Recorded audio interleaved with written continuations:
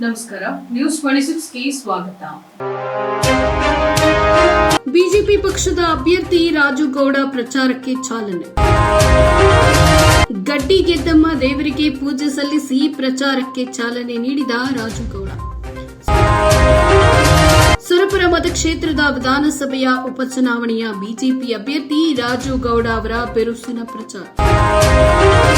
ಪಕ್ಷದ ಮುಖಂಡರೊಂದಿಗೆ ದೇವರಿಗೆ ಪೂಜೆ ಸಲ್ಲಿಸಿದ ನರಸಿಂಹ ನಾಯಕ ರಾಜು ಗೌಡ.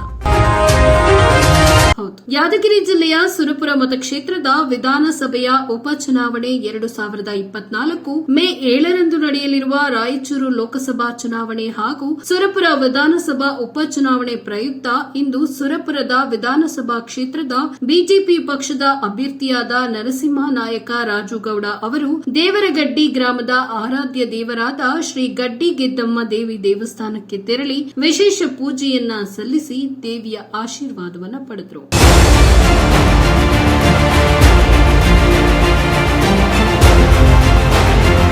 ನಂತರ ಗ್ರಾಮದಲ್ಲಿ ಪ್ರಚಾರಕ್ಕೆ ಚಾಲನೆಯನ್ನ ನೀಡಿ ಮಾತನಾಡಿದ ಅವರು, ಸುರಪುರ ಮತಕ್ಷೇತ್ರ ಇನ್ನು ಹೆಚ್ಚಿನ ಅಭಿವೃದ್ಧಿ ಆಗಬೇಕಾದ್ರೆ ಮೇ 7ರಂದು ನಡೆಯುವ ಮತದಾನದಲ್ಲಿ ನನಗೆ ಮತ ನೀಡುವ ಮೂಲಕ ನನ್ನನ್ನ ಗೆಲ್ಲಿಸಿ ಮತ್ತೊಮ್ಮೆ ನಿಮ್ಮ ಸೇವೆಗೆ ಅವಕಾಶ ಮಾಡಿಕೊಡಿ ಅಂತ ಜನರಲ್ಲಿ ಮನವಿಯನ್ನ ಮಾಡಿಕೊಂಡರು. ಈ ಸಂದರ್ಭದಲ್ಲಿ ರಾಜ ಜಿತೇಂದ್ರ ನಾಯಕ ಜಾಗೀರದಾರ, ಯುವ ಬಿಜೆಪಿ ಮುಖಂಡರಾದ ಹನುಮಂತ ನಾಯಕ, ಬಬ್ಲು ಗೌಡ ಅವರು ಸೇರಿದಂತೆ ಇತರರು ಪಕ್ಷದ ಮುಖಂಡರು ಉಪಸ್ಥಿತರಿದ್ದರು. ವರದಿ ಜುಮ್ಮಣ್ಣ ಗುಡಿಮನಿ, ನ್ಯೂಸ್ 26 ಕನ್ನಡ, ಯಾದಗಿರಿ.